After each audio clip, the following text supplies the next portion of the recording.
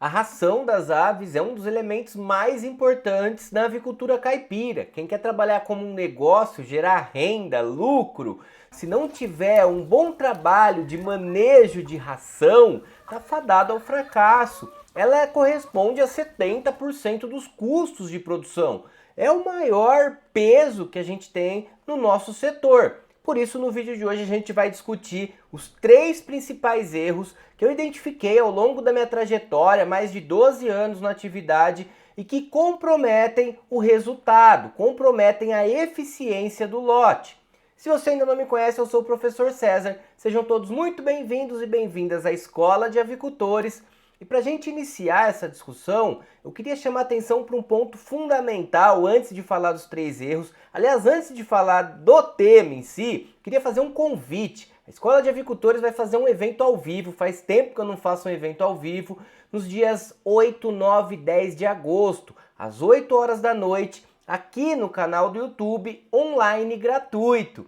Vamos discutir como lucrar, como ganhar dinheiro na avicultura caipira. Esse é um dos pilares, eu já adianto aqui para vocês, que essa questão da ração é um dos eixos que a gente, é claro, vai aprofundar e discutir nos 3 dias de evento, que eu vou mostrar como ganhar dinheiro, vou trazer aí a experiência para a gente fazer essa discussão. E para você participar é super importante se inscrever, eu estou deixando o link de inscrição aqui no primeiro comentário fixado e na descrição do vídeo também. Eu vou mandar material complementar do evento, vai ser um evento de 3 dias muito bacana e eu conto com a presença de vocês, eu conto demais aí com a sua participação.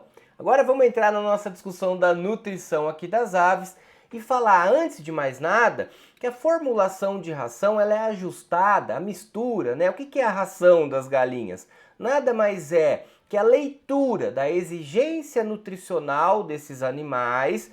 Então eu tenho lá a categoria da ave que eu vou trabalhar. Isso vai variar por uma série de fatores. Se eu estou trabalhando com frango de corte, se eu estou trabalhando com galinha poedeira, a linhagem que eu estou trabalhando, se é ave ornamental, depende da fase de vida dessa ave. Tudo isso vai influenciar na exigência nutricional. Eu sempre faço um paralelo com nós, seres humanos. Se você pegar um alimento que você consome de maneira geral e olhar lá atrás no rótulo, sempre tem a tabela nutricional e aquela tabela nutricional, ela está recomendada para dietas com 2.000 calorias de exigência. Se não me engano é isso, olha no rótulo de todos os alimentos.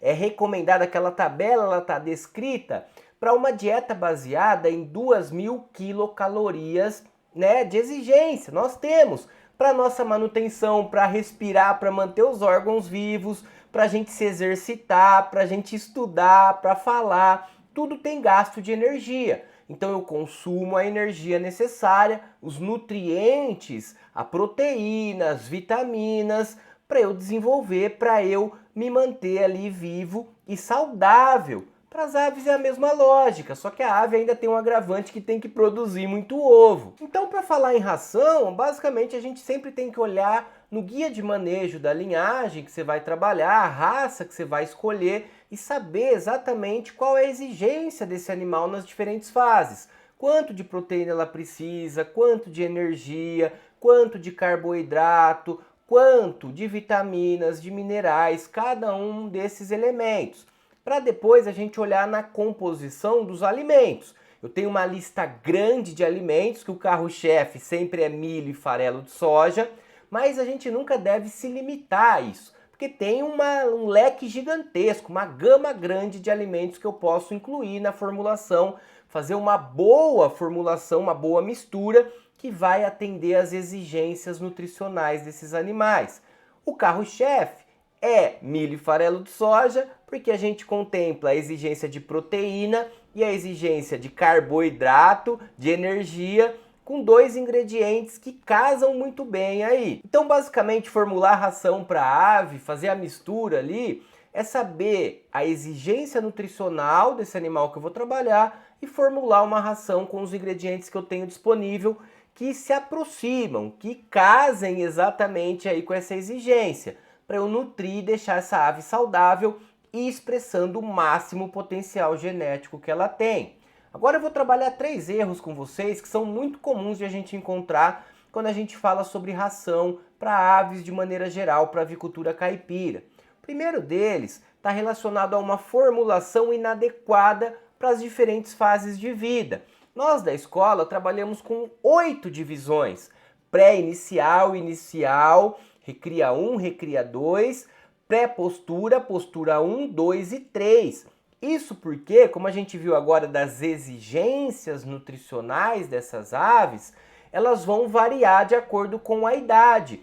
E varia muito. Quanto mais eu conseguir ajustar a formulação, dividir essa formulação, é melhor. Pega comigo aqui esse exemplo da Embrapa 051. Na fase de cria, que é considerada de 0 a 6 semanas, ela tem uma exigência de proteína bruta. Vamos olhar na segunda linha aqui, só para a gente entender esse conceito, essa lógica. Ela precisa de 18, 20% de proteína bruta na fase de cria de 0 a 6 semanas. Entra na recria, a Embrapa considera a recria de 7 a 15 semanas e uma exigência de proteína bruta de 14, 16%. Mas é claro que essa exigência de proteína bruta, ela não sofre essa queda abrupta. Ela não sai de 20% lá de 0 semanas para de repente 14%. Estamos falando em 6% a menos de exigência de proteína. Isso gradativamente vai acontecendo, das 0 semanas, o primeiro dia de vida, é claro, até as 15 semanas, dia após dia, ela demanda menos proteína. É claro que a gente usa algumas janelas para fazer esse ajuste. E aí essa proteína ela vai variar, olha só, de 20% até 14%.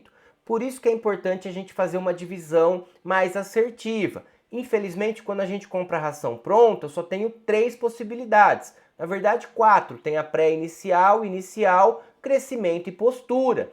Mas se eu usar só crescimento, vamos pensar, se eu pegar uma crescimento de 7 até 18, 17 semanas de vida, estamos falando em 10 semanas de vida aí dessa poedeira na fase de recria, de crescimento, que vai variar. A exigência das 5 primeiras semanas da fase de recria, de crescimento, é diferente da exigência das 5 próximas semanas da fase de crescimento. Isso é um dos motivos que a escola divide recria 1 e recria 2, porque ela tem exigência diferente ao longo de toda a fase de crescimento. Mas é claro que não dá para a gente ir ajustando toda semana, seria até melhor. Mas a gente pelo menos divide em 2 aí para economizar uma grana e para dar só o que ela realmente precisa. Senão eu estou jogando proteína, por exemplo, nos dejetos. Ela está desperdiçando o que ela não está absorvendo. E isso, é claro, vai afetar a eficiência da atividade, vai afetar a rentabilidade na ponta final do lápis lá. E o segundo erro que também mexe com isso, com o lucro do avicultor, está relacionado em seguir à risca, seguir a recomendação do núcleo sem discernimento, sem um conhecimento mais aprofundado. Porque o dono do núcleo, o fabricante lá, a marca que você está utilizando, ele não sabe a matéria-prima que você vai utilizar. Você pode usar vários ingredientes, mas mesmo que você for usar só milho e farelo de soja, por exemplo, olha só, o farelo de soja você pode ter ele no mercado, por exemplo, com 44% de proteína bruta, 45, 46, até 48. O milho é a mesma coisa, você tem milho no mercado de quase 7% de proteína bruta, de quase 8%, de quase 9%. Eu já vi casos do avicultor estar usando um milho de 3,5%, ele mandou fazer análise bromatológica e resultou num milho de 3,5%. Muita palha, era um pouquinho mais velho, e ele estava pensando, estava formulando a ração com milho de 8%, na verdade 7,86% de proteína bruta. É um gap muito grande de diferença e a formulação ela não é a mesma.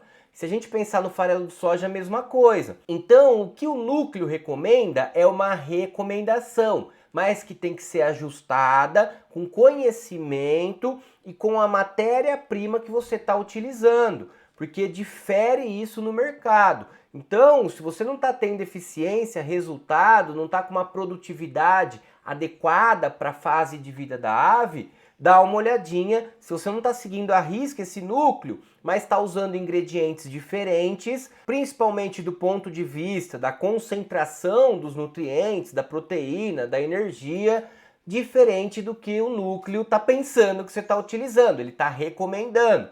A formulação do núcleo pode ser ali para um farelo de soja de 46%, mas você está utilizando um farelo de soja de 44% ou 48%. Eu preciso ajustar. E um terceiro ponto que muita gente erra está relacionado à quantidade de ração fornecida para essa ave versus aí a concentração de nutrientes, a formulação de ração em si. Isso é muito importante. Ah, professor, sempre me vem essa pergunta, né?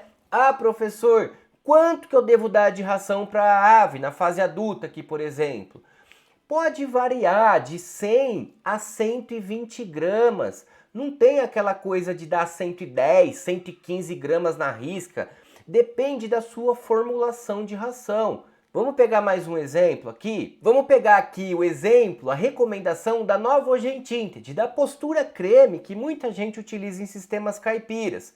Se você olhar nessa tabelinha inicial, ela divide em 100 gramas, 105 gramas, 110 gramas, 115 e 120. Se a gente olhar para a proteína bruta total, para a porcentagem de proteína bruta exigida, ela vai variar de acordo com a quantidade de ração fornecida. Com 100 gramas de fornecimento de ração, a recomendação é utilizar 19,5% de proteína total. Estamos falando na postura 1, na fase de postura 1, que a postura creme aqui considera de 2% de produção até as 28 semanas. Olha a segmentação aqui para quem trabalha com Novogentinted. A postura 1 começa quando 2% do lote se encontra em produção e vai até 28 semanas.